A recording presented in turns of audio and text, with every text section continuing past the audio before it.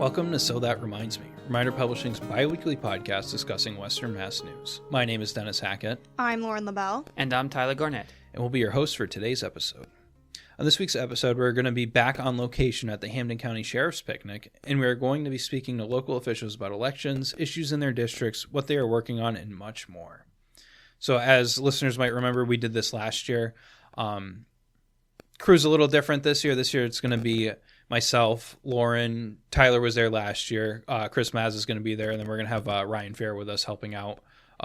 You might hear him pop in here for an interview or two, depending on who we see. We're obviously recording this beforehand, but yeah. So we're looking forward to getting in touch with our local officials at the picnic today.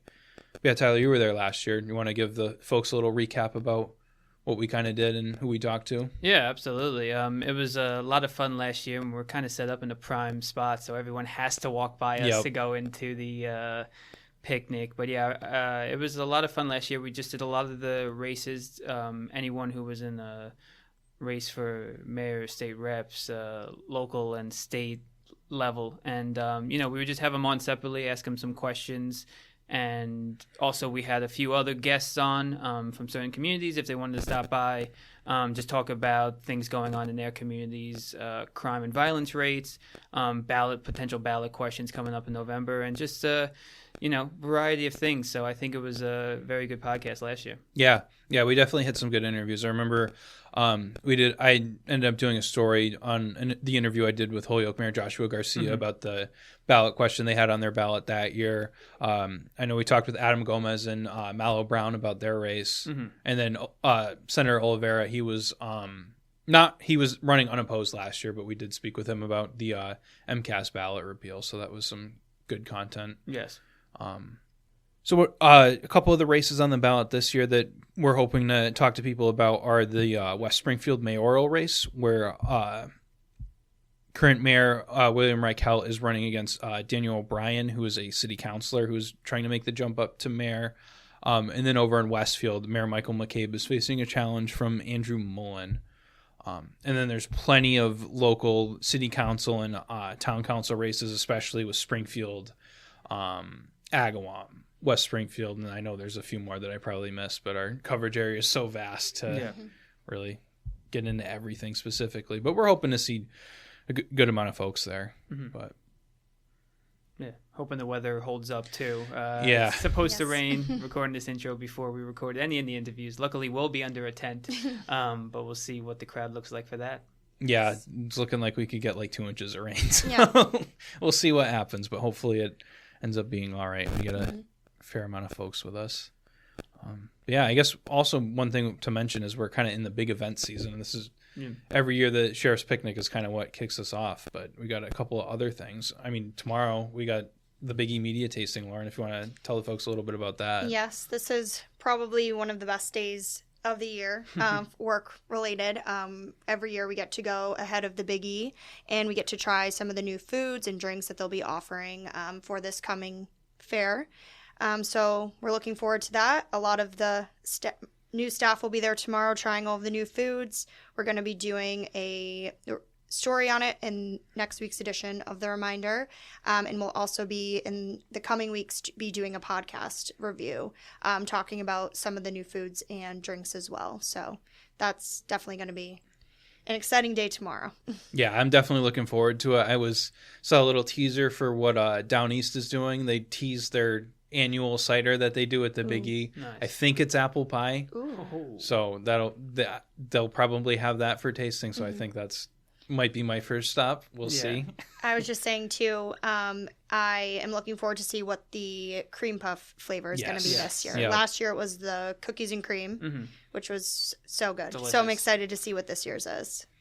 Yeah, I hope they kind of go off the walls with this one. Maybe like a peanut butter or something would be really good. That'd be nice. Just take it to the next level every year. That would be awesome. Yeah, I always love trying it and then always getting to take it home in a little to-go box. And I just pick at it for the rest of the day until the Big E officially opens. And I'm going to say this now. I will not be having a crazy burger this time. No. I ate an entire one last year. somehow survived not getting sick or anything. So I'm going to have to pass this time. Don't want to jinx that. I don't think I had the whole thing, but I remember trying it. And for any of the listeners who doesn't know what a crazy burger was, I believe it was 2 glazed donuts as a bun. And then like a bacon cheeseburger. And then a bacon cheeseburger in the middle. And it's a lot. And mind you, this is also 10 a.m. When the media taste is. So it's definitely a nice breakfast. Mm-hmm. Yeah, nice sugary breakfast to make you jittery for the rest of the day. And a nice cider to wash it down as well.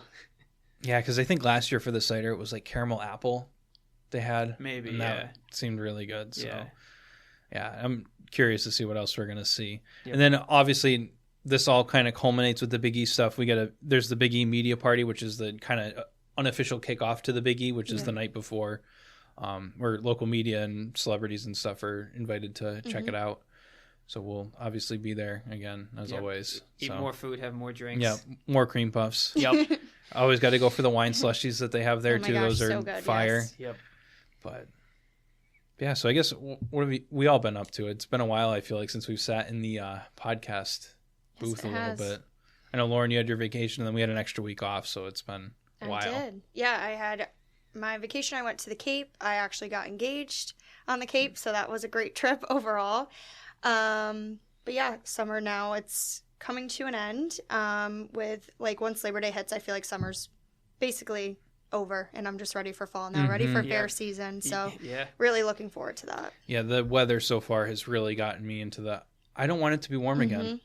It's supposed to be like 65 today. Yeah, these past couple nights too, it's been so cool out. Feels like fall. So nice to open the windows and sleep and not run the air conditioner, because I know the last few weeks it's just been running nonstop. What's new with you guys? Well, Tyler, I'm sure you are also looking forward to this, but football season is quickly approaching.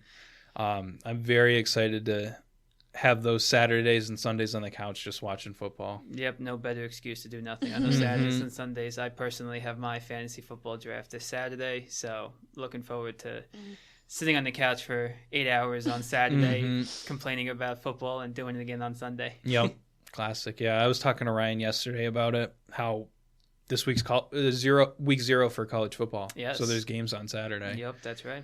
And we get 1 week and the NFL is back upon us. So very much looking forward to it. And the cooler weather, obviously, like I mentioned. I can't express enough how sick of the heat I am. Yeah, you don't realize that until you go outside for the first time and it's about 50 degrees leaving for work, and you're like, okay, I like this. Fortunately, we did have a nice summer weather-wise. Like it was, most weekends were pretty nice. Yeah. It was hot, but I'll take that over. Yeah, we got away from the 13 weeks in a row of rain to start the spring and summer. Yeah, so thankful for that. Yeah, definitely. How about you, Tyler? What's new with you?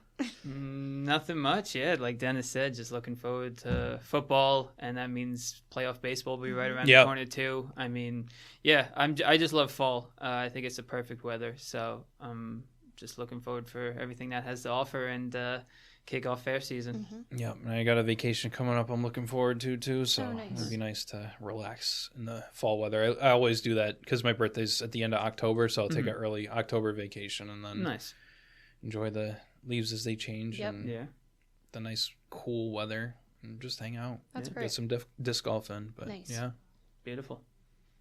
All right, and I think with that we're going to head into these interviews and we're going to take a quick break before we do so. We get it. You're busy, but you want to be connected to your local community. If you're not reading The Reminder, Western Mass's free weekly newspaper, you're missing out on the heartbeat of your town. Stay in the loop with all the latest buzz, from local stories to community updates and exciting events. It's all in The Reminder. Just log on to thereminder.com and dive into the hometown news you love. To subscribe to receive The Reminder at your home, call 413-788-1316. Don't miss a beat. Your town, your stories, your community for over 60 years. The Reminder. We are hometown news. Are you hearing wedding bells? Take a deep breath. Go Local Magazine has your back. Our wedding special section is your one-stop resource to the best in local photographers, caterers, florists, venues, and so much more. Get inspired by the couples who share their special day with us. Then check out the experts who created their perfect event. It's all here and all at your fingertips in Go Local. And are you an advertiser looking to reach local couples planning a wedding?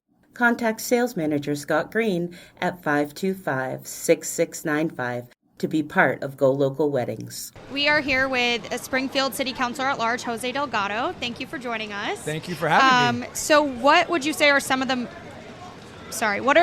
things that you're working on in your district, and what do you hope to accomplish if you're reelected in the new term? So first of all, thank you guys for having me on this really rainy day at the Sheriff's Cookout. So some of the things that I'm currently working on, so I'm in my first term as the City Councilor at Large, and I'm the chair of the Audit Committee, and I'm the chair of the Digital Equity Working Group. That group, the Digital Equity, I've been working with them now for the past year and a half. We have finalized a report that essentially covers some of the equity gaps when it comes to accessibility, affordability, and education around internet, broadband. So I'm really excited about that. I can't claim full credit. This work has been going on before I got there, but I was trying to get it pushed over the finish line, and we've done that. We've also been trying to apply for some grants there, so I'm really excited about the work there. I'm also pushing the city. I put out a press release that we should do an RFP process around fiber. And the reason why I say that is because we have organizations, ISPs, internet service providers who are looking at the city of Springfield, which is a great thing. I think it's a great thing for competition. We only have one internet service really right now, and people are demanding for competition. But my issue that I'm fighting on is an internet service provider can come into the city, they can pick a neighborhood or some neighborhoods that are higher median income, they can develop, and then they can stop. There's no incentive for them to go around the city. So what does that do? What happens is you will leave out other neighborhoods who are historically lower income, and what happens is any other service providers that may want to look at our city will no longer look because they've already taken the higher median income neighborhoods that they would need to then be able to build out the rest of the city. So I'm calling for an RFP process to have a competition like we did with the casinos to make sure that the whole city gets done. Whether it's that, I've also pushed for municipal fiber, and that's a separate conversation that we've had with the city. So that's one of the initiatives I'm working on the digital equity side of things. I also passed an ordinance, a skills-based hiring ordinance. That ordinance, I kind of stole a lot of the information from the state. The state follows suit. What we're seeing in the private sector is a lot of folks are, I don't want to say looking less at degrees, but they're opening up their jobs to people who have relevant skills. And so one of the things I saw in the city is we have a lot of talent in the city of Springfield, but we might have talent that are not necessarily going to college now. And so I want to make sure that anybody who has a relevant experience for any of the jobs in the city of Springfield who have everything but the degree, they should have an opportunity to interview to show what they can offer for a position. And so you're seeing that. I mean, cost of college nowadays, some kids are going and picking up trades. They're picking up other avenues. And so that's one area where I feel like we need to kind of follow what the private sector is doing. And so with the support of my colleagues, we passed that ordinance, and we'll be working with the city of Springfield at looking at specific jobs. There will be some jobs, obviously, that you need a degree, right? Your law degrees, engineers, but there are certain other jobs that I don't think you necessarily need a degree, you just need the relevant experience. So I've been working on that. As the chair of the audit committee, we've been looking at a number of ways to make efficiencies in city government and saving taxpayers' money. So we're working on that. I also passed a resolution. If you guys want to ask questions, let me know. You're totally good with just going on like this. I've also passed a resolution after the state made it okay for communities to look at putting cameras on the outside of school buses. I'm a father. I have 2 kids, and what I noticed is that when I would drop off my son to the bus stop, the amount of cars that do not stop for school buses, and I was pretty ticked off. And at the time, it was you couldn't do anything about it, but now you can. And, there's 2 cities, Peabody, and there's another city that did a pilot program on putting cameras and catching offenders. And what that does is, for me, it's a public safety issue. We want to keep our kids safe. When your child is going to, their bus stop, you want to make sure that they're getting on that school bus and getting off and are safe. So I passed a resolution to support cameras. I'm hoping to work further with the school department and the city to make that happen, to keep our children safe. Also, it's a revenue generator, right? So you get a ticket, that's money coming into the city now. And right now, our budget keeps getting, tighter, and we got to find ways to raise revenue for our residents and hopefully, help so that we're not just putting it on property taxes. So those are a few things that I've worked on in the past year and a half. There are a number of other initiatives, but those are some off the top of the head right now. Great. Yeah. And then, so you said this was your first term that is coming Correct. to an end. So what kind of did you learn running in your first term that you're trying to apply to this, or maybe something you're trying to do differently? That's a great question. With this role, you're only as good as the collaboration that you can get with your colleagues. And I will say that that's one of the things I'm hoping to continue to do more of is collaborate. I'm only one city councilor out of 13. So if you want to get anything done, you need the support of at least half of your colleagues plus one to get anything done. So I'm hoping to continue to collaborate. But there's also a number of issues that are really relevant to our residents that, I will be the first to admit I'm not an expert. So I have to do research too. And so I'm continuing to learn about some of the housing issues that, I know are relevant, but how can we as a city council, what can we do to help improve upon that in terms of affordability? So it's just continuing to learn and collaborate with my colleagues is really my thing. Great. Lauren, do you have any more questions? No, I think, is there anything else that you would like to add? No, I just think, thank you guys for the time. I'm just hoping that the residents, when they're going to the ballot box, that they research the individuals who are running for city council or for any office and make sure that you look at not just somebody who's been there for a while or not just somebody who likes to take pictures on social media, but look at what they've actually done and what kind of impact they're doing, because I think that is important. Look at candidates who are not just incumbents, but look at folks what they've done in their private life too, and make those informed decisions on who you want to invest your future on. Because if you don't vote, you're leaving everybody else that opportunity. So I hope that folks give me, Jose Delgado, another opportunity to continue the work that I'm starting to do. Great. Well, thank you so Perfect. much Thank for you very talking much. with us. Oh, thank you guys. Appreciate it. So we are here with Michael Lachenmeyer, who is running against Angelo Puppolo in next year's state rep race. Do you mind telling us a bit about yourself and what made you want to run against somebody who's been so entrenched for so long like Puppolo? Yeah, thank you for asking the question. To start with, I was raised in Wilbraham, and so growing up, Puppolo was my state rep from the age of 8 going forward, essentially. And I've always been interested in politics. I've also always been on the more progressive side of things. So when I went to college, I studied political science and international relations and history. After I was done with that, I went and worked for AmeriCorps in Tulsa, Oklahoma, and I went to the University of Chicago for grad school and studied anthropology there. While I was doing all that, I was also involved in activism, and after I graduated from the University of Chicago, I moved back to Wilbraham to be closer to my family and friends. I worked for Google for a little while as a subcontractor working on their AI. So if you've ever done a Google query and you see that little AI response that comes up, I was working on fact-checking those. But I got more involved into politics after Trump won in 2024. I wanted to get more involved and try to do something to help make things better in our community. And I went to go lobby Puppolo on universal health care back in March or so.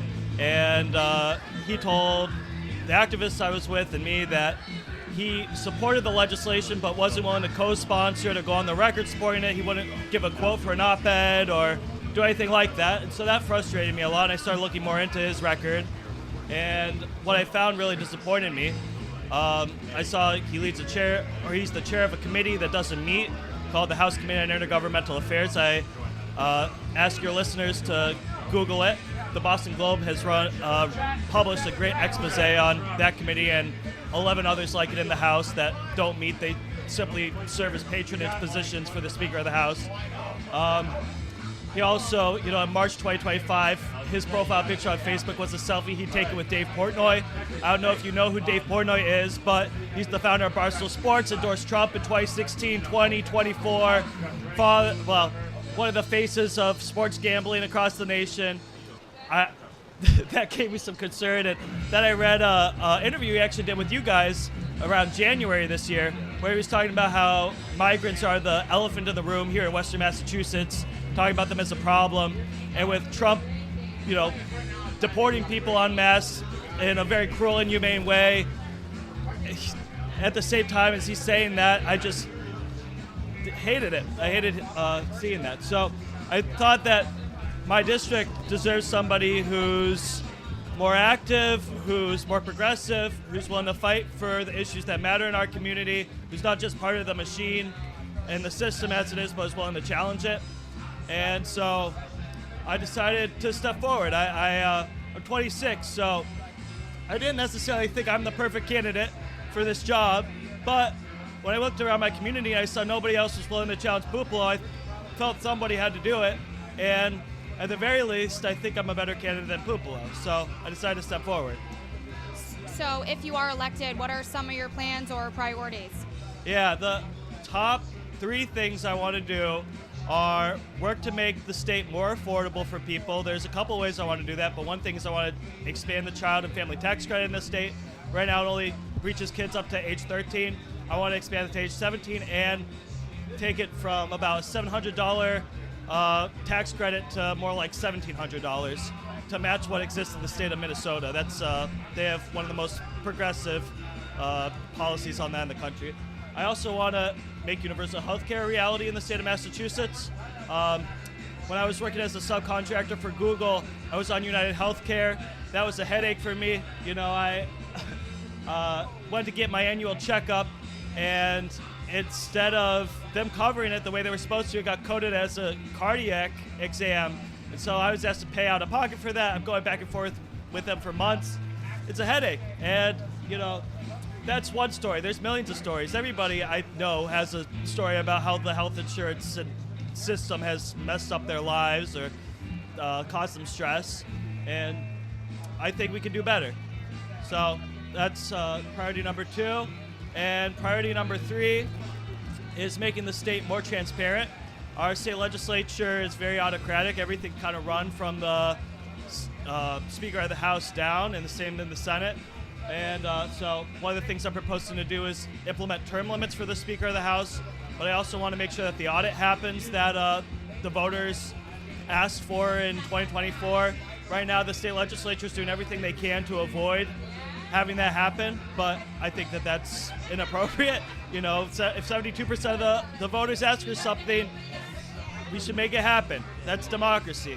I don't care about the feelings of the elected officials on that. So those are my top 3 priorities right there. Perfect. We've only been asking a couple of questions, so if there's anything else you'd like to add before we wrap up, just feel free to. Well, I love local journalists. I think that the job you guys do is very, very important. I would ask you guys to ask tough questions of politicians, not just people who are challengers like me, but especially incumbents. Don't play softball with them, because your readers and our community need that. So that's the last thing I'll leave you with. Thank you for the interview. Thank you. Yeah. We are joined by Hampden County Sheriff Nick Cocchi. Thank you for joining us. Well, thanks for having me. Thanks for being here. Yes, thank you. For those who don't know about the Sheriff's Picnic, can you tell us a little bit about this annual picnic? Sure can. This started back with my predecessor, Sheriff Ash, and it was a clam bake. And what it really was developed for was in August, the 3rd week in August, which is close to the primaries for elections, was to get people running for local office or statewide or even federal office to come intermingle with the people. Let the people decide through conversation who they were going to support. And for me, I've taken on that same theme, but I like to use this picnic now and this cookout as a thank you to the people of Hampden County. I want them to come. I want them to have a day of enjoyment, but I want to thank them I want to thank them for their support and how they support the men and women of the Sheriff's Office when they're in the community, and thank them again for just allowing me as a public official, an elected public official, allowing me the awesome opportunity to be their sheriff. I love my job. I love what I do. But I think the most important thing is you have to put pause in people's busy schedules to say thank you. And that's really what today is. I'm saying thank you to so many people for being there, for Nick Cocchi, the person, Nick Cocchi, the sheriff, and for the entire sheriff's, Hampden County Sheriff's Department. That's great. And then I know tomorrow the documentary premieres. Do you mind telling us a little bit about that and some of the process behind that? So about 2 years ago, A&E, Lucky 8 Productions through A&E reached out and said they wanted to do a piece, a series about bringing family members together. And they selected us based on our reentry work.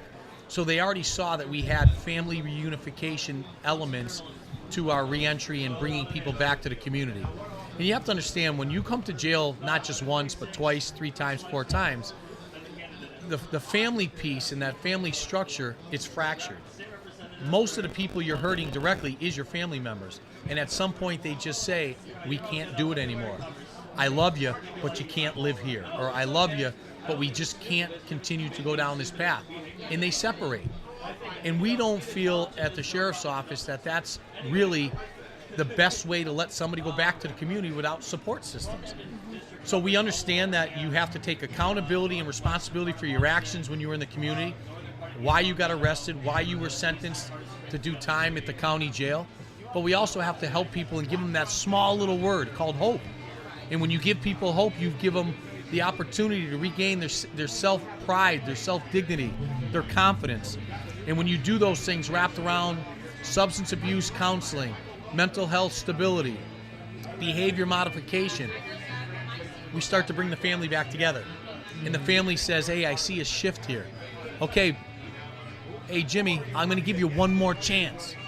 And then we try to really impress upon them that this one chance is probably it. So you have it. Don't let it go. And A&E saw this. So they came in, and I have to give the Lucky 8 Productions a lot of credit. They did an unbelievable job capturing what we do and really highlighting the programmatic approach that my staff do every day of returning somebody back to the community a better mother, father, brother, sister, husband, or wife. And if you can do that, you can improve one individual, which improves one family, which changes a neighborhood, which then changes a community. So when they tell you, you can't change the world one person at a time, my response is, that's the only way you can change the world, the community, your neighborhood, is one person, one family, one individual at a time. So we're real excited about it. It's going to be a great show. They really did a good job of catching the compassion, professionalism, and respect of the staff of the Sheriff's Office. And I just feel I'm very blessed to have the opportunity to lead those men and women.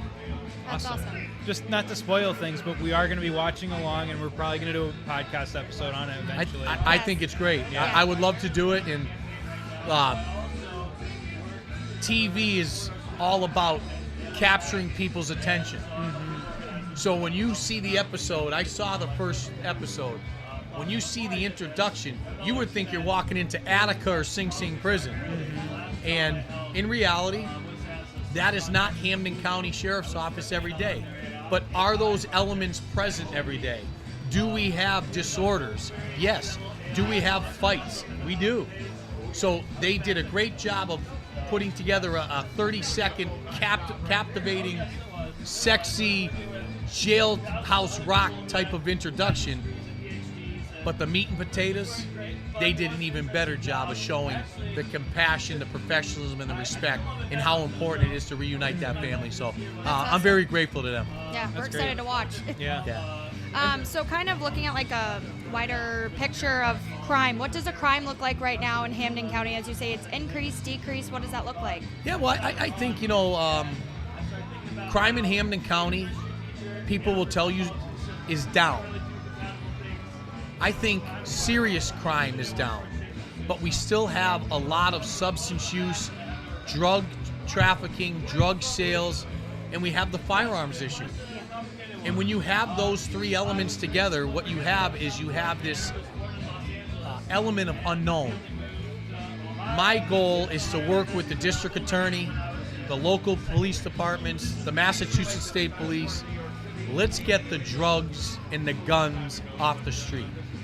Let's make an effort to make our community safer by taking the poison away and taking the means of harming people, which is guns, away, and try to get people back to civilization and treating people with humanity and respect.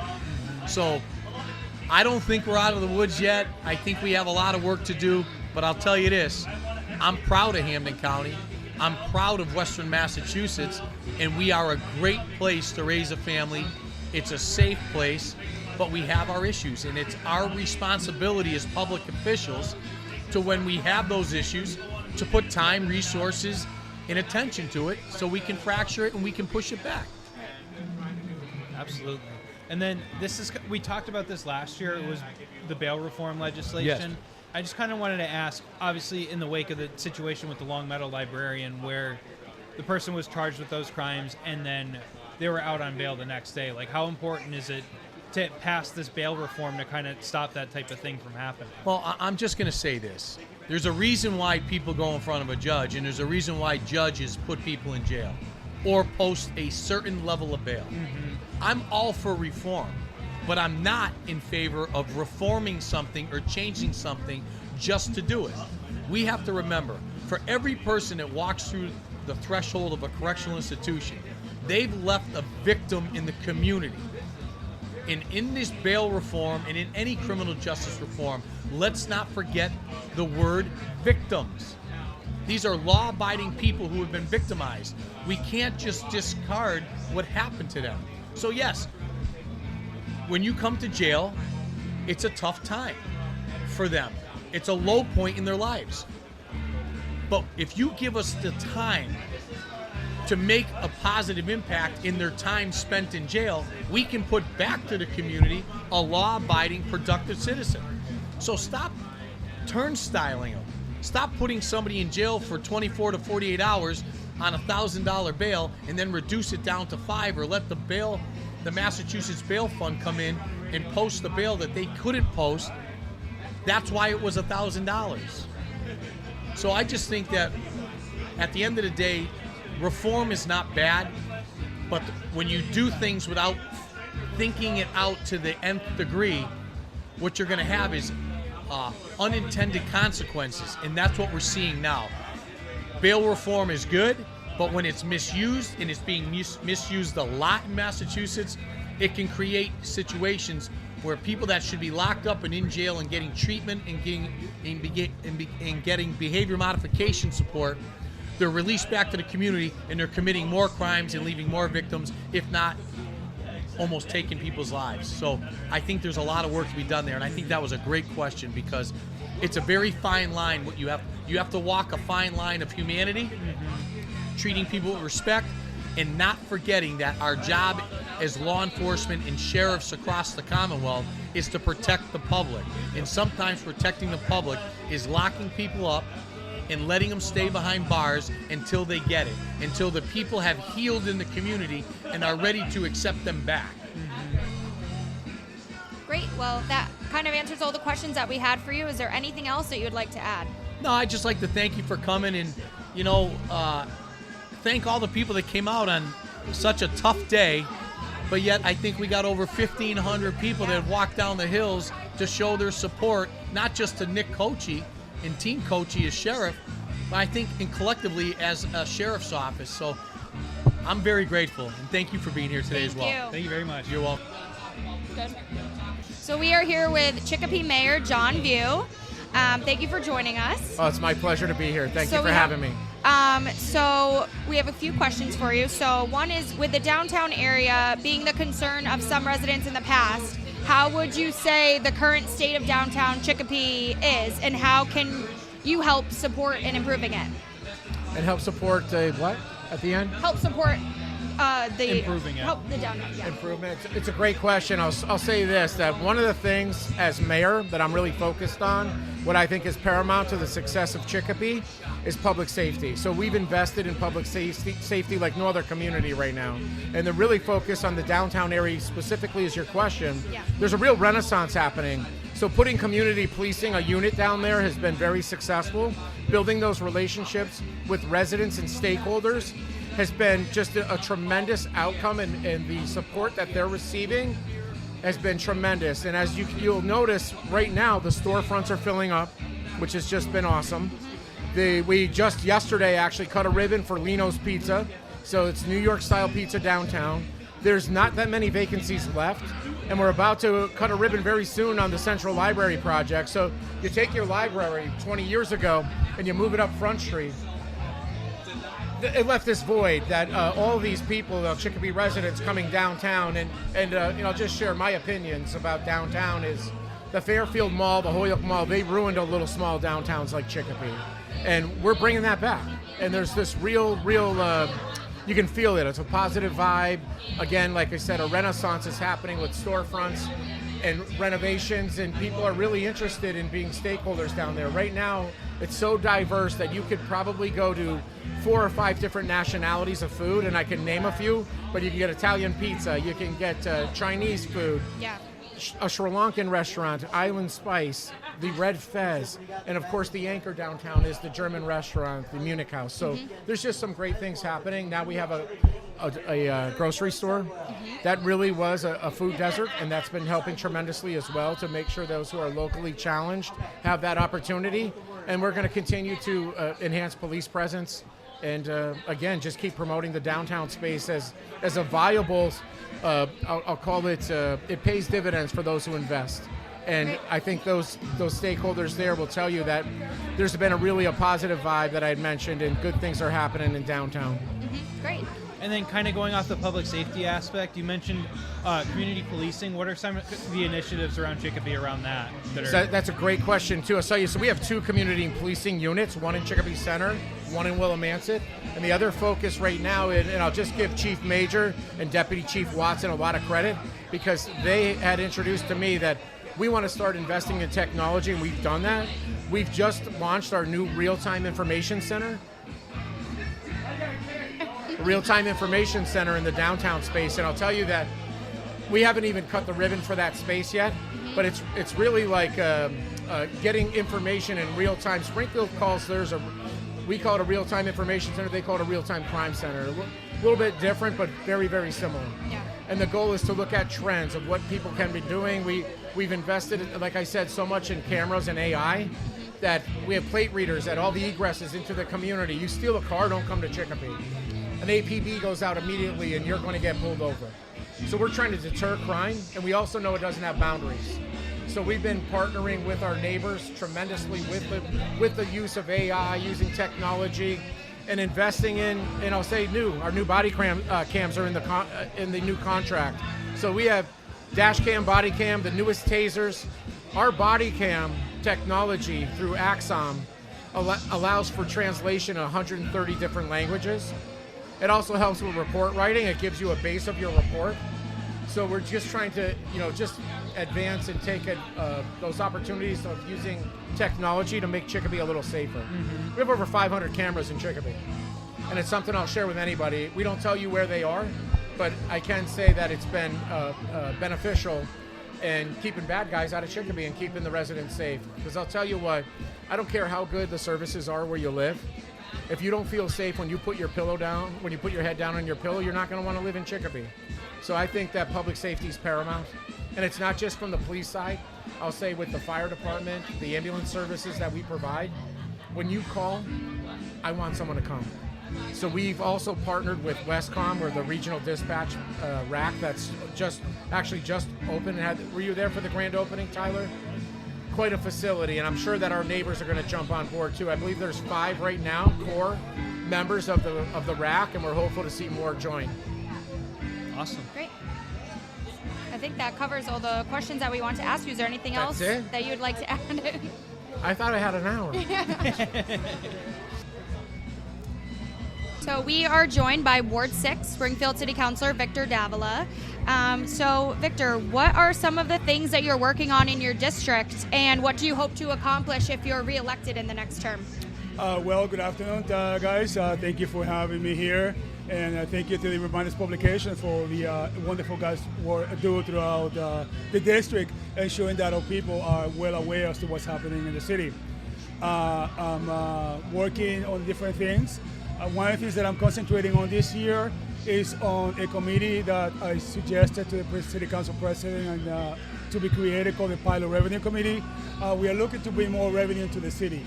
The city needs revenue. We need cash. With that money, we pay for services. We pay the cops, we pay the teachers, snow removal, the houses, the upkeep of the sidewalk, the streets. So we're okay this year in services, but we need to start thinking ahead. And so I'm working very hard to bring more revenue into the city. So that's one of the things that I'm working on. And of course, trying to keep the property taxes down. The property taxes in the city have been going up incredibly fast.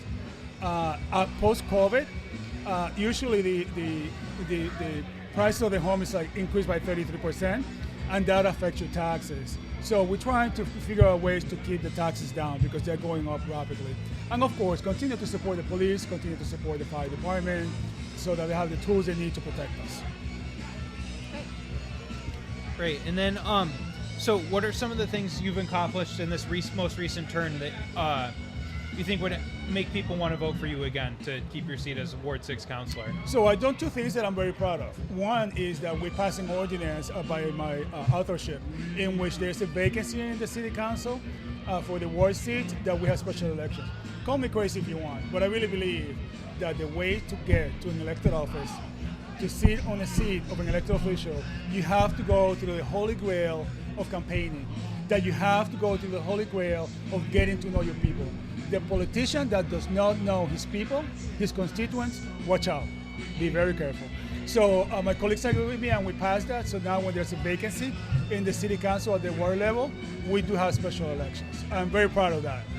The other things that we've done is in an effort to say thank you to the veterans, I passed an ordinance giving them free parking, free on-street meter parking if they have a valid Mass DOT license plate. So it's a way of saying thank you to the veterans, and I'm very proud of that. Awesome. Great.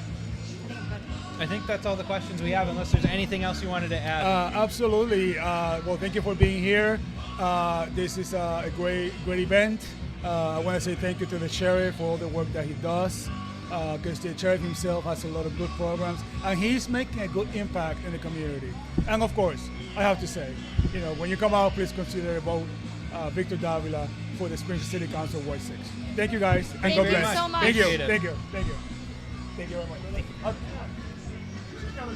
We are joined by West Springfield Mayor William Reichelt. Thanks for having me. Thank you for joining us. So to start, you ran unopposed for the last two elections. So now that you have a challenger, how does that change your campaign strategy? I would say the only thing it really changes is kind of expanding on what we've done in the past, especially that first year. So I got a campaign kickoff coming up in 2 weeks. And then from there, we'll do the things we usually do. Stand out, connect with the voters, talk with people, and explain really what we've done over the past 10 years and my vision for the next 10 years and beyond. Great.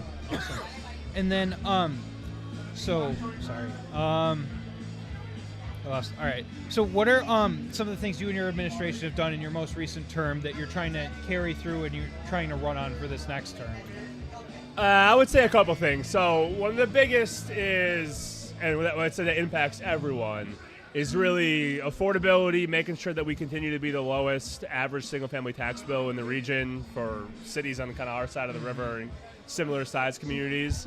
And at the same time, having with that lowest average single-family tax bill, making sure we have the best schools than we do in the region compared to, we're going against, with a demographic that we have in West Springfield, look at taking off points against East Longmeadow, schools that have a tax base that is significantly wealthier than ours. So making sure that while we want to be affordable, we also want to make sure that we have incredible schools. And West Springfield's always been known for that, and we're continuing it. Mm-hmm. We just opened the doors on a new school, Coburn, a couple of years ago. We're looking to build another new school, Fawsey, which really is one of the best schools in the state for elementary in the coming years. So building really on that is one of the biggest that I'm proud of with the work of everyone in town. But also a little more fun is the roundabout we did in the center of downtown that was a little controversial, something new for the community, but it's ended up being almost a $4 million investment to our downtown, and we've already seen the reinvigoration with new restaurants, more people, a lot more beauty down there than there used to be, so a real highlight to the community. Awesome. So would you say there's any like ongoing or pressing issues in the community, and how are those being addressed? I would say the biggest ongoing is really continued construction across the community, and that's one being Memorial Ave. That's essentially become a decade-long project when it first started with money funded from the MGM Casino and the Gaming Commission, and then breaking ground a couple years ago after the Morgan Sullivan Bridge was completed, and hopefully we plan to see actually the first layer of new asphalt next year.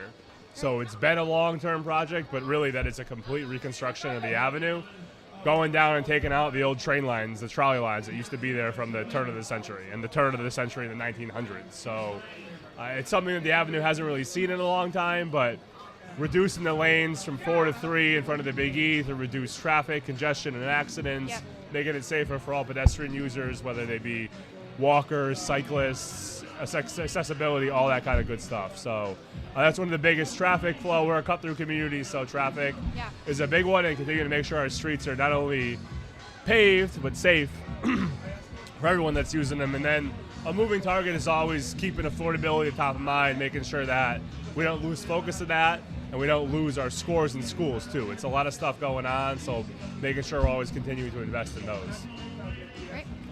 I think that's pretty much all our questions, unless there's anything else you wanted to add. No, I mean, besides the Big E coming up in 3 weeks, I think. Yeah. So the largest fair in New England, the third largest in the country, a real big highlight. And keep in mind, too, that the Big E, while attracting over 1 million people, highlights a lot of local business. And a lot of local people from West Side and the region make their living at those 17 days of the fair. So I know the traffic is annoying and the congestion can be exhausting. There's a lot of good stuff happening on the fairgrounds. Definitely. So we appreciate you when you visit. Yeah, thank you. Awesome. Cool, absolutely. Thank you so much. Good to see you guys. So we are here with State Senator Adam Gomez. Thank you for joining us. So to start, what would you say are some of the ongoing issues or concerns in your district, and how are you addressing those? Well, what's evident right now is obviously the federal government just cutting and slashing necessary funds that have to do with food insecurity, also SNAP benefits, education. You know, we know that our state, it just feels like we're under attack. And then when it comes to, these ultimatums that we're getting, especially with our welcoming city ordinance, when it comes to our migrant brothers and sisters that live here. But more importantly, I think, housing insecurity too, when it comes to our unhoused population, job security, and making sure that, the things that we've been able to do in the Senate, like debt-free community college, stays intact. That's an initiative that is near and dear to my heart. But moreover, I think we need each other more than ever. I think community needs to understand that, as elected officials, we do have a big task ahead of us in the next 3 years. I think that we have to start communicating with one another on these issues that become polarized, because the truth is, I think we all just want a safe, clean neighborhood.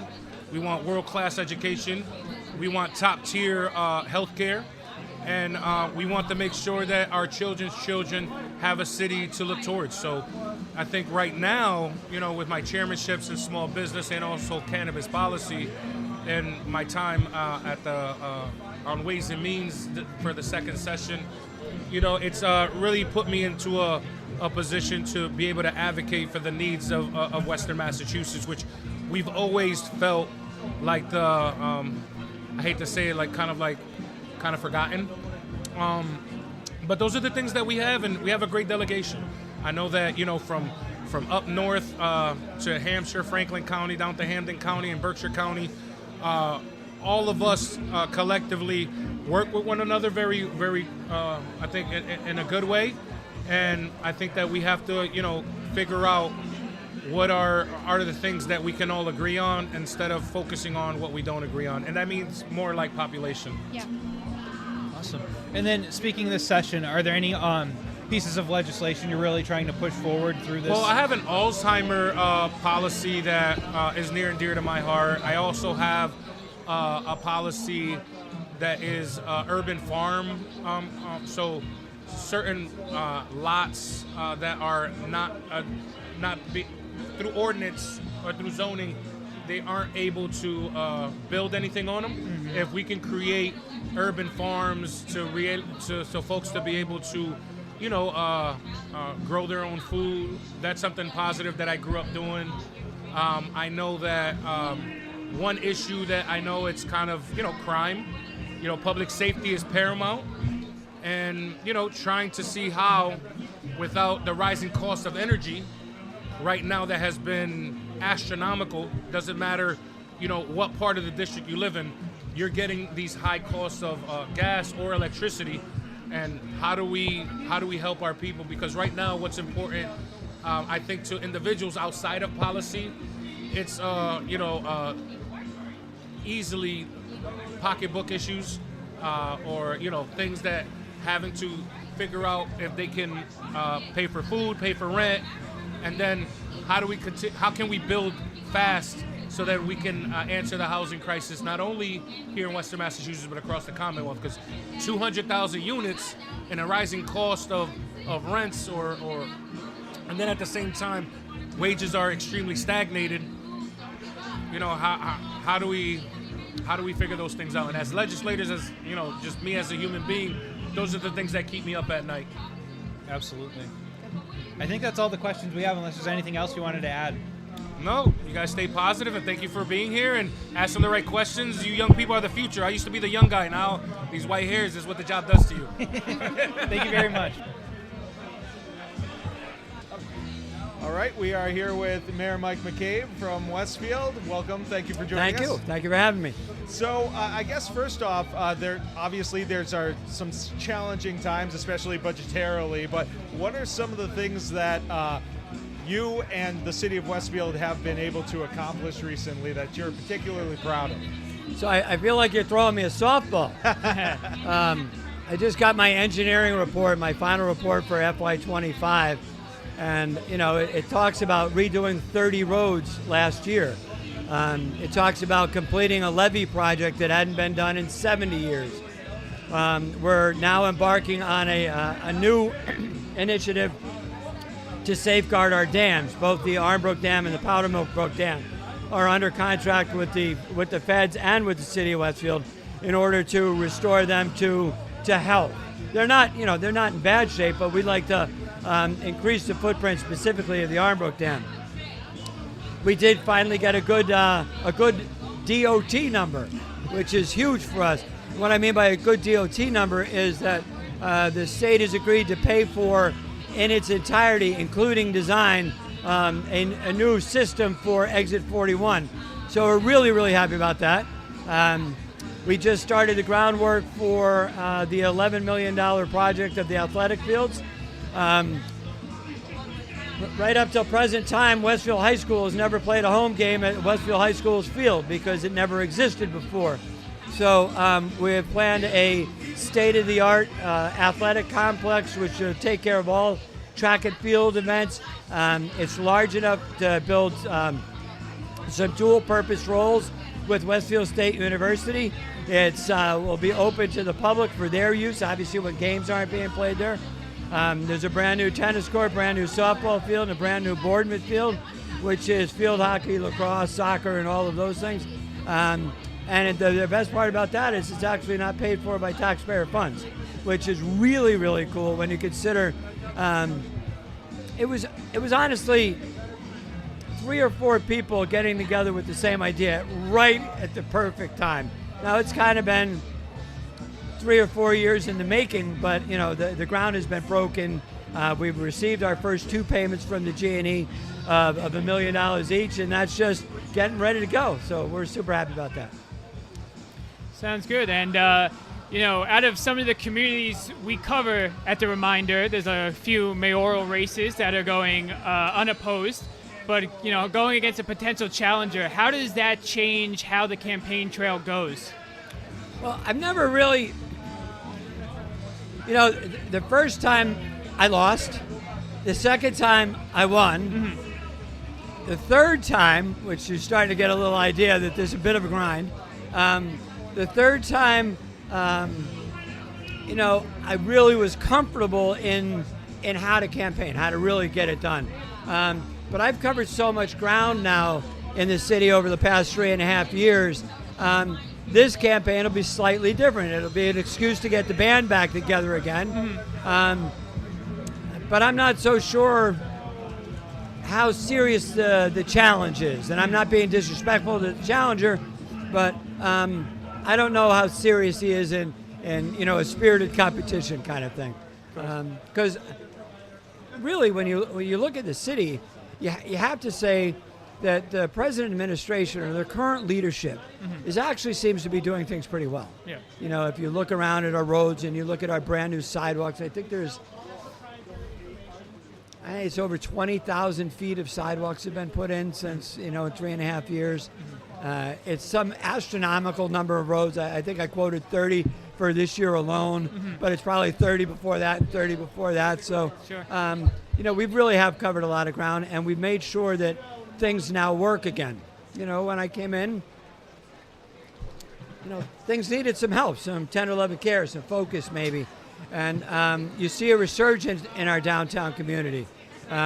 We have a number of different places where now we kind of abandoned the model that we're going to have, you know, like an LL Bean store that is just selling a line of clothing that caused them to have a lot of stock on hand.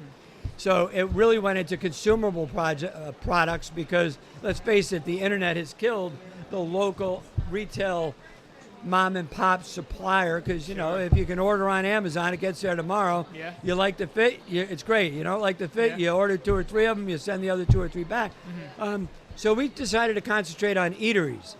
And now we have, you know, if you look around the downtown footprint within a 1/10 of a mile, you'll find Indian food, Turkish food, Chinese food, Vietnamese food, Slavic food on 2 different fronts, Polish food, Spanish food, Italian food. So it's really starting to kind of pick up in our downtown foot traffic, which then just goes to show vibrancy in your community. And let's be honest, it was the #1 real estate market 2 years ago. So something's going right for us anyway. Sounds it. Now, we've talked a lot about the successes that Westfield has experienced. What are some of the challenges that you've identified as things that really still need some improvement and that you're working on at this point? So the implementation of the F-35 is going to be a little bit challenging. We are currently a little concerned with the amount of noise that it will generate. If we get them to use the right air patterns, you know, but I'm not going to tell the 104th what air pattern they're going to use, right? But if we get them to use the right air patterns, I think we're going to be in pretty good shape. There's still the exit 41 that's a bit of a mess. We have a brand new police department being built that should be built and done by fall of 27, which we're pretty excited about. And that was a challenge in and of itself to, you know, get the right site location, to mitigate whatever hard feelings there might have been during the police reform era, if we'll say. But that's moved forward terrifically, so I'm really kind of happy with where we are. All right. Thank you very much. It's my pleasure.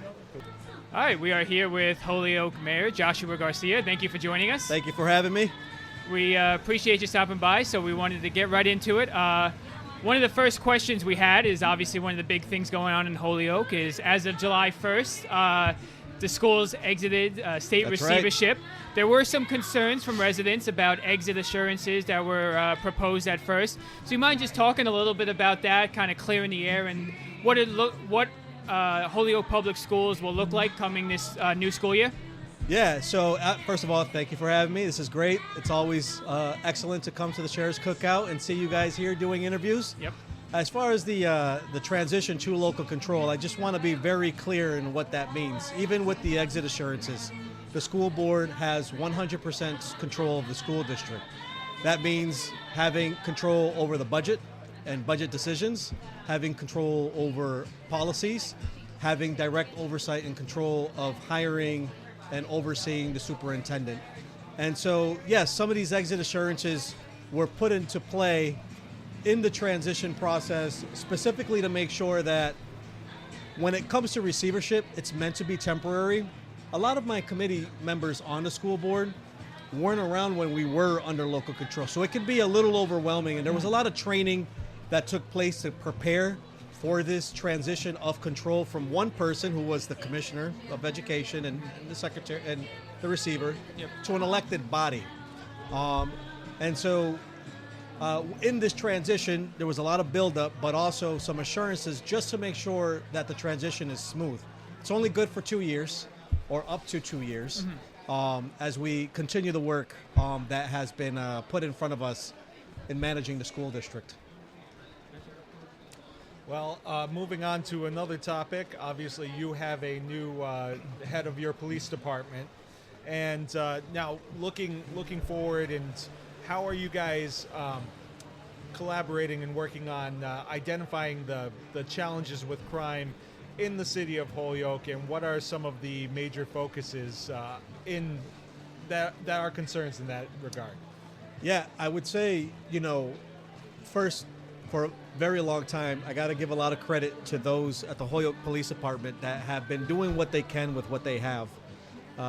When we started the process to find a new police chief, the new top cop for the department, we made sure that it was very open, transparent, and robust, so that the community was bought into who we selected, and so that the directive was clear for the incoming candidate in the purpose and direction they have learned the community wants to go in that process.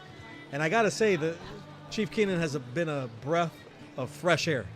Not only does the guy come with a tremendous, it's almost as if he's overqualified, let's put it that way.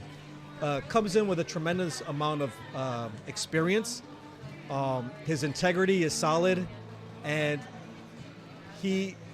Holyoke is a very compassionate city, but also I think the city has a very difficult time trying to balance compassion and enforcement, and Chief Keenan gets it right off the bat. Compassionate guy, he'll tell you himself, it's no secret.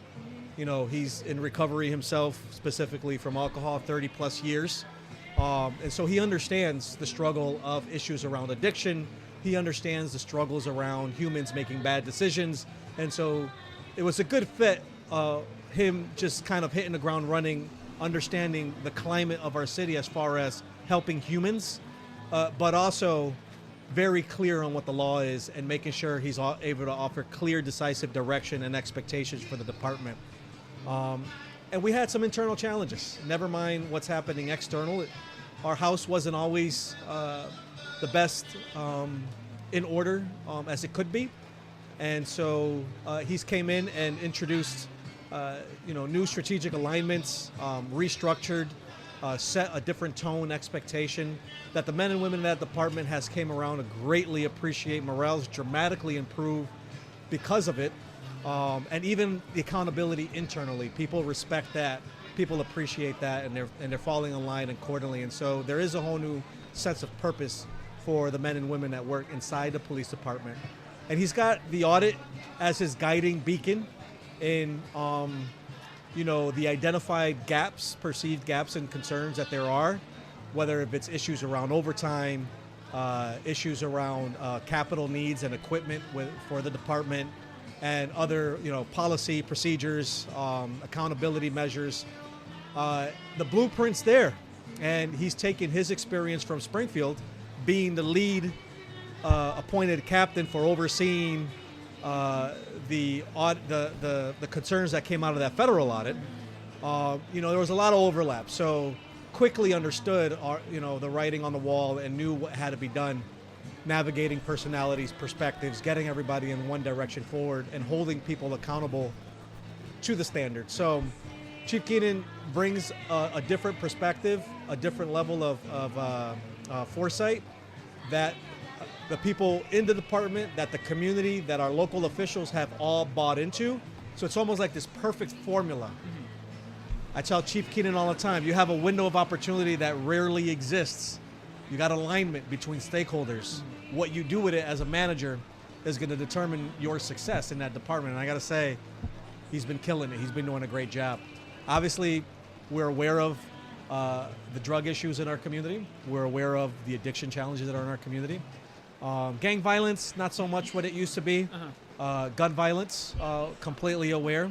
And there's initiatives and measures he's put into place we know we're not going to get rid of it, but we're going to do what we can to curb it, to make sure that every corner of our city understands that their government, at minimum, cares about their safety. Gotcha. And then the last question that we had, obviously you're running again for re-election, unopposed, but looking forward, just looking at this campaign, what are some things you're focusing on and priorities you're looking forward to if re-elected? Yeah, first I want to say I am a little offended that no one is running against me. I had a lot of fun last election season when I first ran for mayor, and I was very much looking forward to reconnecting with neighborhoods. And I like to keep my finger on the pulse. It helps me shape the direction that I'm going personally. I am human. To let me know if I'm off track or whether we're on the right track. And elections allow you to do that. It's a little bit difficult now. I don't have a challenger to do that, but there are different ways we will continue to engage the community and make sure we're on the right track. And I have to say, we've done a lot of connecting and cross-collaborating and unifying our city. I think I've born and raised in a city. I've seen it more unified than I've ever seen it before, which is a testament to really the hard work that everybody's doing. And I just get be the lucky guy to facilitate it. But we do want to focus this next 4 years on focusing on the tangible things that people see. When I ran my first campaign, it was a management campaign. It was about internal operability, controls, systems to better support departments that are doing the important work. And we've done a lot of it, and we continue to do more of it. These are the things that people don't see, but they feel it, and I know they do because I hear every day what a good job everybody is doing. But also, getting a little more aggressive on the tangible things, the streets, the sidewalks, the public buildings, our playgrounds. I'm happy to say we've done a lot of work on, and we could talk about that. But those tangible things that people do see. There are some larger projects in the pipeline as far as reconstruction of certain areas of the city. Some that we're finishing up, like the South Holyoke Homes project. Day and night, South Holyoke, our poorest neighborhood, now looks like a shiny town on a hill, or at the bottom of the hill since Holyoke's a mountain. But obviously, I'm not blind to the fact that our roads are not in the best shape. There's a lot of vegetation overgrowth in certain areas. We did a lot of enforcement. I'm proud of the last 4 years. We'll continue to do that to hold people accountable, taking care of their responsibilities under the ordinances. But also, we got to get cracking on, the tangible things that people use and see and touch and feel that also contribute to people's perspective and perceptions about our city. Now, I know we said that was the last question, but you did mention big projects that are going on, and one of the ones that I actually see regularly because my family lives in Holyoke is the new middle school. Yes. So that seems like it's coming together. We're getting down to the opening day for it. Monday. We're very excited. The city of Holyoke's done a lot of soul searching. Even when we went into receivership, trying to rethink who we are, get alignment so we can take on control and make the responsible decisions that our community expects. And this middle school is one of them. You'll remember a couple of years ago, we tried to pass building 2 new middle schools, and the community got divided on that. And finally, we were able to get behind on a strategy forward, which was building this new middle school. And for the first time in a very long time, and I think this is another thing you can point to as far as how far the city's come. We saw unity not only between our school board members, not only between the city councilors, but unanimous support on both bodies, but also both bodies together standing behind building this middle school. And I served on the school board. It was my first time being in elected office many years ago when I was representing Ward 1.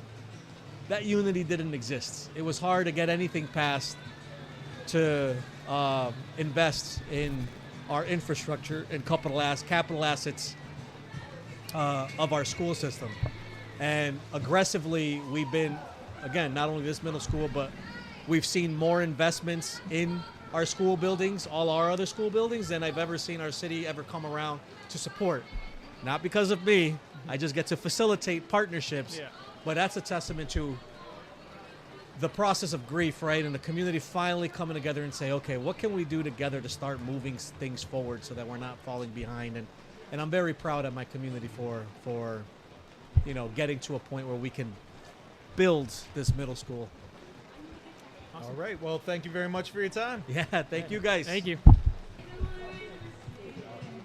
Well, we are here with State Rep Angelo Puppolo. Thank you very much for joining us today. Yeah, it's great to be here. Thanks for being here, as you always are every year, rain or shine. And this is the first rain we've had in, God, as long as I can remember. It's always hot and sunny. Yep. But we're due for a wet one once in a while. So this time around, you're facing a challenge in your re-election bid. Is there any difference in the way that you approach your campaign, whether you're unopposed or facing a challenge?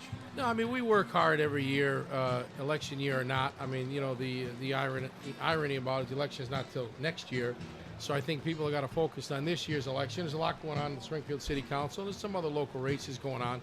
But no, I mean, we do our work each and every day, whether it's an election year or not. I'm out and about. I think, certainly our constituent services remain second to none. And again, I still love the job. I enjoy helping people. I enjoy setting policy. And, we're looking forward to the challenge. We don't take anything for granted. And, whether it's, again, off year or on year, we continue to do the work. I'm here. I'm visible. Look, it's a rainy day. Could have been very easily not here today, but I've been here each and every year for God is my days on the city council. So I don't miss anything, and I try to be there as much as I can. Now, one of the things that you have been someone who's championed is some reform for bail reform. And especially, I know that there have been some concerns, especially with that we've talked about with Sheriff Cocchi about, with the recent incident regarding the librarian in Long Meadow. And do you find that things like this strengthen the case for the need for bail reform? Yeah, I mean, we talked about that on the show in the past, and I think certainly it's needed. I think Mayor Sarno's been a terrific advocate for that. I've been working with Dominic on that from day one. DA Gulluni and a number of other officials, not only in our area but across the Commonwealth. I mean, I think what we need to do is just put another tool in the toolbox of the district attorneys. I'm an attorney, so I know the reason for bail. We don't want to incarcerate people, but I think when there's a habitual offender, when there's somebody that is prone to, re-offend, how serious it may be or how minor it may be, that continuous, sort of revolving door of crime needs to be stopped. And I think if we allow the district attorneys to be able to appeal a short bail, I think it's going to be beneficial. And I think, again, the purpose of bail is not to incarcerate anybody, not to hold them. We know it's to make sure that they come back, but there's certain instances that I think that if a judge sets bail a little bit too low, the Commonwealth's got to have some recourse to keep, I think, habitual offenders behind bars. And now, are there any items you're working on now that you would like to talk about or see get passed? Yeah, I mean, right now, certainly where the budget's the biggest thing, right? We're concerned about that. We've got, the biggest rainy day fund in the history of the Commonwealth of Massachusetts, so we're well prepared to weather the storm, if you will. But the concern coming down from D.C. And some of the changes, that's keeping us on our toes. With the education, with transportation, with some environmental stuff that we've got to keep our eyes on, in particular education. We've come a long way raising sort of the tide, if you will, with the Chapter 70 money to make sure that, education across the Commonwealth, and in particular in my district, remains robust. But, those are the biggest challenges right now relative to that. And certainly we got to make sure that we protect the citizens of the Commonwealth and continue to make sure that we're doing all that we can for public safety. There's not an overreach, I think, in terms of, aggressive public safety. But we're working on some environmental stuff, some clean green energy. We're making sure that we do some reforms, and a couple of big things on the horizon. The veterans, the new veterans home in Holyoke is coming along very nicely. That's been a huge project. Continue to support our seniors as well. But there's a lot going on, and I think some of the other sort of not so juicy things is continue to make sure that we do all we can for cybersecurity, as well as this artificial intelligence. I think we need to put some guardrails on it. We just had a conference. I'm a big part of the NCSL, the National Conference of State Legislators. We had a big conference in Boston a couple weeks ago. A lot of the topics were privacy, cybersecurity, as well as AI, and how we kind of put some kind of check on it without stymieing it, right? We don't want to fall behind China and other countries, but we got to make sure that we have some guide rails. Obviously it's here to stay, but we need to make sure that we protect, the kids and protect, I think some of the adults from falling prey to some of the, even relationships and suicides that, has been reported, throughout the AI sort of realm. But those are a few of the things, but it's never a dull moment. Now, one of the things that you mentioned, forgive me if I have the wording wrong here, but over-aggressive public safety. Is there anything, what specifically do you mean by that? Well, again, I think, we got to work hand in hand as much as we can with local law enforcement, as well as some of the federal authorities. But, if there's somebody here illegal, and if they're not doing anything, I think we got to make sure that we take the most aggressive, the most, criminal backgrounds, and the most dangerous people off the streets. And I think that's got to be a priority. I think the governor's been doing a great job. The attorney general's been doing a great job. We need to make sure that we work in conjunction, but we don't have that overreach and, going after innocent people where people are afraid to go to school, to go to work, to just be out on the street. So we need to make sure that, we do all that we can to protect the, sort of the innocent people and the hardworking people. All right. Thanks very much for your time. Problem. Great to be here. Thank you. Thank you. All right, and we are here with District Attorney Anthony Gulluni. Welcome. Thank you very much for having me. Well, one of the things I think that I've noticed a lot lately is your office has been doing a lot of public outreach and kind of trying to make people understand exactly what it is your office does, and that it's a lot more than just prosecuting offenders. Talk a little bit about what's behind that push and what some of the other things your office is involved in. Sure. Well, I appreciate that you've seen that. It was a promise that I made to the public, really upon being elected almost 11 years ago, that we were going to be more transparent, be more communicative, more open to the public, more interface with the public. I think prosecutors often are, or at least perceived to be, kind of behind closed doors in court. But our work has really been face forward to the public. We try to be very open and communicative about the work that we're doing in court and out of court. But, our community outreach unit is out in the community every day, in every neighborhood, in every town and city across Hampden County, working with our young people on pressing issues, working with folks of all ages on things that are challenging to our communities, affect public safety. So we're trying to be as proactive as we possibly can. That's really the everyday press that we put out, and it's the work that we're doing in the communities each and every day. Boots on the ground, shaking hands, being there to be supportive and helpful for people across this county in terms of public safety and just wellness across our 23 cities and towns. Now, one of the big things that has been in the news lately was the incident with the middle school librarian in Long Meadow. And for full disclosure, I'm the son of a former prosecutor who specialized in these kinds of crimes. Talk a little bit about how your office coordinates with other agencies to try to keep our children and some of those most vulnerable people safe. Yeah, it's a great question. That case in Long Meadow was being handled by the federal government, the U.S. Attorney's Office, so it's not my case. I won't, talk about the specifics, but it raises this issue right in the public consciousness.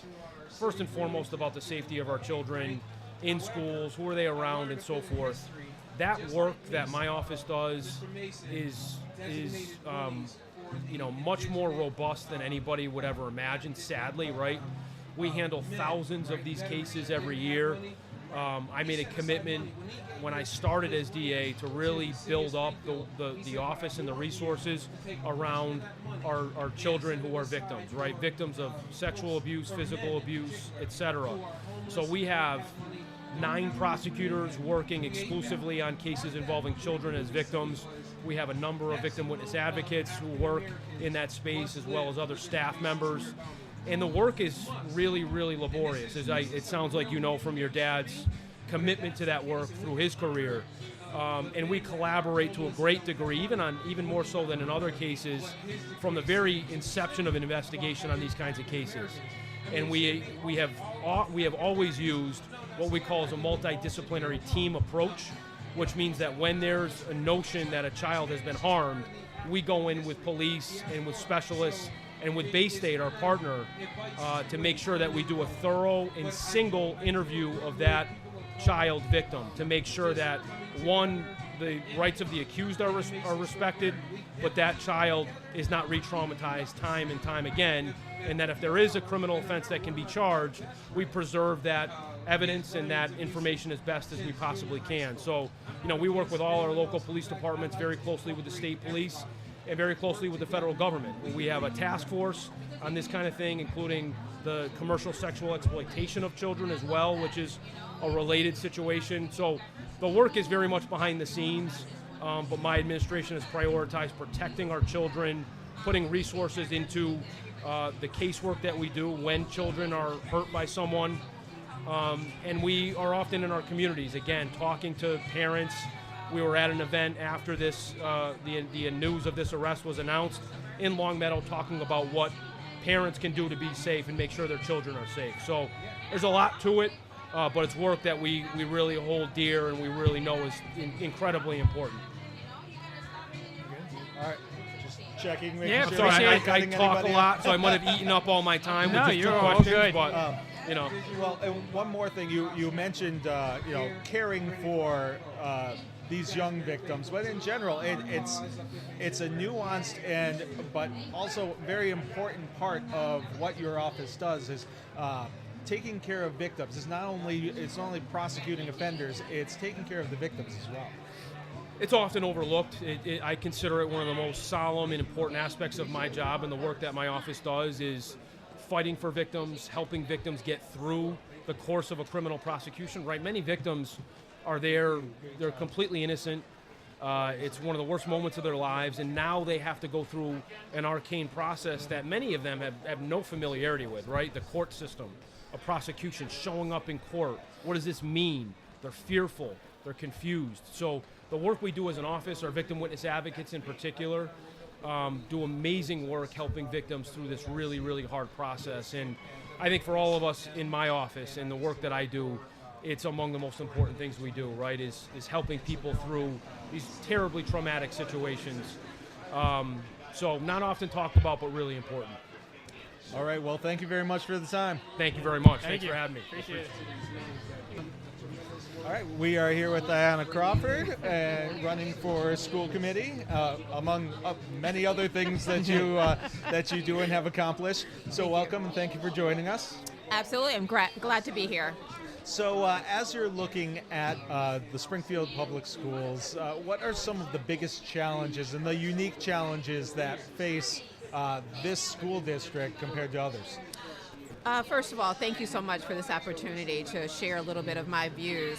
As a former educator myself and as a Springfield Public School graduate, I think some of the bigger issues are around student mental health and social supports. I know that coming out of the pandemic, we had some challenges, and we still face those challenges with our students. And so I would like to see more supports around mental health and social emotional pieces. And then in addition to that, I know we've got a lot of schools that are over 100 years old. And I know there's a plan, right? But I don't know how urgent that plan is in terms of the bigger scheme. And so I'm hoping that this school year we can talk a little bit more about bringing those schools offline and rebuilding them and or looking at the infrastructure to those schools that are over 100 years old. Are there any other priorities or concerns that you're looking to focus on? I think we also need to look at teacher retention. We know that we have a shortage of teachers, and we know some of those reasons why. But I think we have to build in some incentives, and I also believe that we have to really look at how we're compensating our teachers, and I'd like to really look at that piece. And then I'd also like to look at how do we really help the community partner with our schools. What does that really look like? Whether it's coming in doing a financial literacy class, whether it's coming in to do a Big Brother, Big Sister program, or teaching children how to tie a tie, as basic as that. And so how do we partner with our community a little bit differently? Yeah, I was going to say, one of the things is the middle schools, the elementary schools especially, we have a lot of, neighborhood schools. But those neighborhoods always seem to shift a little bit. You're seeing that some schools are having low enrollment versus, so when you're trying to identify the community surrounding a school, it seems like it shifts a little bit, and lines get redrawn sometimes. But how do you make sure that you are making sure that there is that connection between school and community, and that the school isn't just a building sitting there in the middle of this neighborhood? Right, and that's a great question. And I think the current administration, Superintendent Denal, and the school committee have done some of that work now. As you probably know, each and every year for probably the last 10 years, they do the Welcome Back School. And so that's when community partners and community leaders come in and welcome the students back, right, that live in those neighborhoods and live in those communities that they see at the grocery store. They also invite some of those same community leaders that are living in those communities to come in and do classes and or become a volunteer. Our school volunteer program is wonderful, where you come in and you read to our children. So they're building in those pieces, and I think we've got to do more of that, especially around literacy and, of course, STEM. We want to make sure that our students are really capable and ready to build themselves up, whether it be in reading and or science. So I think building upon the work that the administration has done now, but even doing it more so, where we're really welcoming more community partners and community leaders that live within those neighborhood schools to say, you know what, we're open, we're welcoming. We want to learn about the diversity in our communities. We know that we have immigrants that are in our communities. We know that we have so many different language students that are in our communities, so many different cultures that are in our communities, and so why wouldn't it be wonderful to have them in? So I think just building upon what we've already done and just expanding that. Just want to make sure I'm not cutting off. No, yeah, appreciate it. Now, we've talked about elementary schools. Now, looking towards like the end of a child's schooling, how do you feel the district is doing, the department is doing right now in preparing kids, whether it's for college, whether it's for job placement or getting into a trade? How do you feel the Springfield Public Schools are doing now, and where could they improve? That's a great question. We know that Springfield Public Schools has a state-of-the-art vocational school. Putnam Academy is one of the premier vocational programs in our city and our state. They do a wonderful job with training our students. I think in terms of your question around improvement, I think we just have to make sure that we have skilled educators that really have the trades down pat, that they're licensed, that they understand how to really make an impact so that those students understand the integral details of those trades. So just getting more people that are more skilled in those areas, that are licensed to teach those classes. We don't need substitute teachers in those classrooms, right? So we need skilled workers in those classrooms. And then we just need to build out that plan, whatever it might look like, whether it's cosmetology, whether it's, the nursing programs or whatever it might be. So just making sure that we have qualified people in front of our students to be able to administer those classes. All right. Well, thank you very much for the time. Thank you so much. Appreciate it. Thank you. Well, while we did have a pretty successful day at the Sheriff's Cookout, in spite of the rain, we did have a couple of glitches. Our first interview was with Sam Shumsky, who is the Ward 6 City Councilor in Chicopee. And being our first interview, our mics were not quite working correctly. But we did talk with Sam, and we asked him about running for another term, which he is doing unopposed, some of the successes that he's found in the city of Chicopee, and some of the challenges that lay ahead. So my race is uncontested. I believe there's only 3 races that are contested. But I think that I'm very fortunate. I've worked hard the last 2 years, actually the last 4 years in both the school committee and Ward 6 for council seats. And I think my constituents recognize that, and I'm very fortunate to run uncontested to have another 2.5 years. So the biggest thing that I'm working on right now is the revitalization of Memorial Drive. It was an idea that was proposed by Mayor Cocchi in 2014. He had UMass come in and do a wonderful study, and it was never implemented. So my goal the next 2.5 years is to work with our state delegation, the mayor, and my colleagues on the city council to try and get this implemented to revitalize the whole 3.7 mile strip of Memorial Drive. The biggest thing that I can say that I accomplished this past 2 years, I mean, there's a lot to think of and look back on. I would say the plastic bag ban cleaning up the city of Chicopee. I would say that it definitely works. We have gotten phone calls and constituents have talked to me personally that the city looks a lot cleaner, especially Chicopee Marketplace area. You know, we got rid of what I nicknamed the trash ornaments that greet us in the city. They're not there anymore. So we're getting a cleaner perspective and a cleaner environment to welcome people to the city of Chicopee. And also for the people who live near these market areas.